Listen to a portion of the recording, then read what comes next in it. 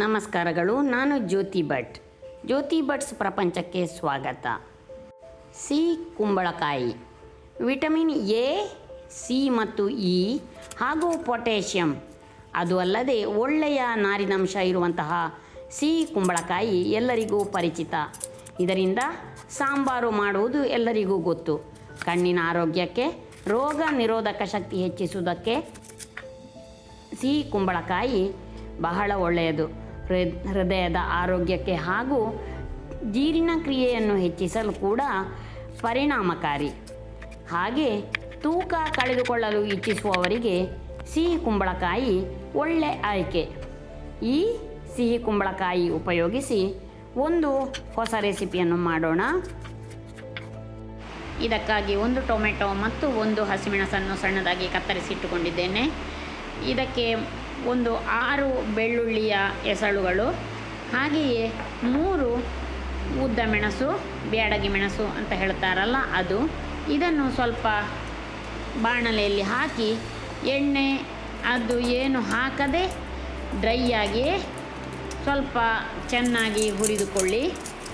ಅದು ಸ್ವಲ್ಪ ಫ್ರೈ ಆಗಬೇಕು. ನಂತರ ಅದೇ ಬಾಣಲೆಯಲ್ಲಿ 1 ಹಿಡಿ ಆಗುವಷ್ಟು ನೆಲಕಡಲೆ ಬೀಜವನ್ನು ಹಾಕಿ ಅದನ್ನು ಚಟಪಟ ಹೇಳಿ ಚೆನ್ನಾಗಿ ಹುರಿದುಕೊಳ್ಳಿ. ಈ ಬೆಳ್ಳುಳ್ಳಿ ಮತ್ತು ಕೆಂಪು ಮೆಣಸುಗಳನ್ನು ಹಾಕಿ ಮಾಡುವಂತಹ ಈ ಹೊಸ ಅಡುಗೆ, ಇದಕ್ಕೆ ನಾನು ಬರ್ಂಟ್ ಗಾರ್ಲಿಕ್ ಪಂಪ್ಕಿನ್ ಅಂತ ಹೆಸರು ಕೊಟ್ಟಿದ್ದೇನೆ.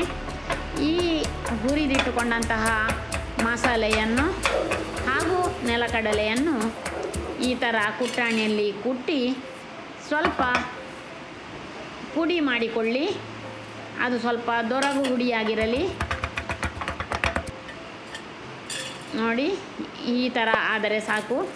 ಹಾಗೆ ಮೆಣಸು ಮತ್ತು ಬೆಳ್ಳುಳ್ಳಿಯನ್ನು ಕೂಡ ಕುಟಾಣಿಗೆ ಹಾಕಿ ಸ್ವಲ್ಪ ಜಜ್ಜಿ ಇಟ್ಟುಕೊಳ್ಳಿ. ಅದು ನುಣ್ಣನೆ ಪೇಸ್ಟ್ ಆಗುವುದೇನು ಬೇಡ. ಈ ಥರ ತರಿ ಆದರೆ ಸಾಕು. ಈಗ ಬಾಣಲೆ ಬಿಸಿಯಾಗಲಿಡಿ. ಅದಕ್ಕೆ 2 ಚಮಚ ಎಣ್ಣೆ ಬಿಸಿಯಾಗಲಿ.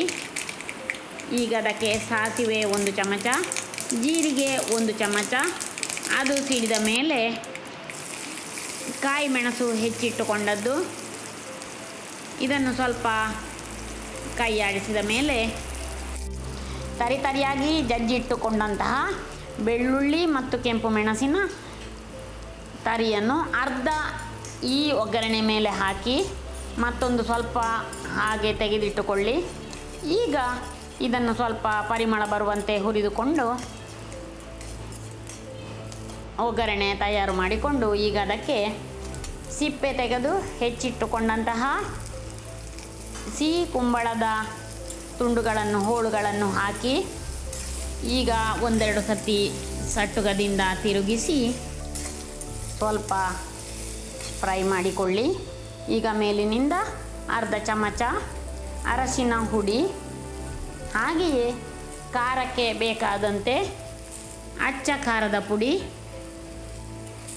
ನಾನಿಲ್ಲಿ 1 ಚಮಚ ಹಾಕಿದ್ದೇನೆ. ಸ್ವಲ್ಪ ಹೆಚ್ಚು ಬೇಕಿದ್ದರೆ ಹಾಕಬಹುದು. ಈಗ ಇನ್ನೊಮ್ಮೆ ಸರಿಯಾಗಿ ಮಿಕ್ಸ್ ಮಾಡಿಕೊಳ್ಳಿ.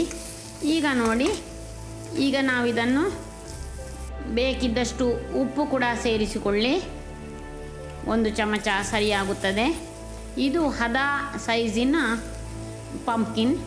ಈಗ 1 ಟೊಮೆಟೊ ಹಚ್ಚಿಟ್ಟುಕೊಂಡಿದ್ದೇನಲ್ಲ, ಅದನ್ನು ಕಡೆಯದಾಗಿ ಸೇರಿಸಿಕೊಳ್ತಾ ಇದ್ದೇನೆ. ಈ ಸಂದರ್ಭದಲ್ಲಿ ಅದಕ್ಕೆ 2 ಹಿಡಿಯಾಗುವಷ್ಟು ಸ್ವಲ್ಪ ಕೈಯಲ್ಲಿ ಚುಮುಕಿಸಿ ನೀರು ಹಾಕಿಕೊಳ್ಳಿ. ಕೆಲವೊಂದು ಕುಂಬಳಕಾಯಿ ಬಹಳ ಬೇಗ ಬೇಯುವ ಜಾತಿ ಇರುತ್ತದೆ. ಹೊರಗಡೆ ಅದರ ಸಿಪ್ಪೆ ಹಸಿರು ಬಣ್ಣದಿದ್ದರೆ ಬೇಗ ಬೇಯುತ್ತದೆ. ಇದು ಹಳದಿ ಬಣ್ಣದ್ದು, ಇದು ಅಷ್ಟು ಬೇಗ ಬೇಯುವುದಿಲ್ಲ.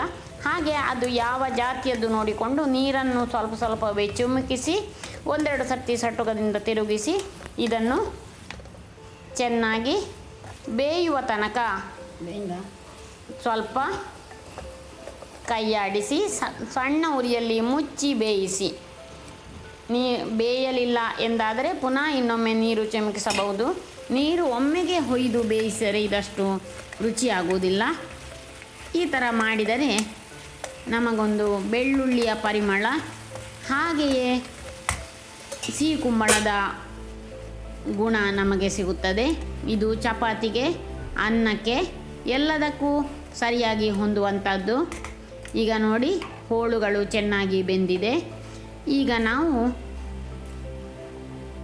ನೀರು ಕೂಡ ಆರಿದೆ. ಈ ಸಂದರ್ಭದಲ್ಲಿ ಈಗ ನೋಡಿ ಅರ್ಧ ಪಾಲು ತೆಗೆದಿಟ್ಟುಕೊಂಡಂತಹ ಜಜ್ಜಿದ ಮೆಣಸು ಮತ್ತು ಬೆಳ್ಳುಳ್ಳಿ, ಹಾಗೆಯೇ ಪುಡಿ ಮಾಡಿ ಇಟ್ಟುಕೊಂಡಂತಹ ನೆಲಗಡಲೆ, ಇದನ್ನು ಈಗ ಇದಕ್ಕೆ ಸೇರಿಸಿಕೊಳ್ಳೋಣ.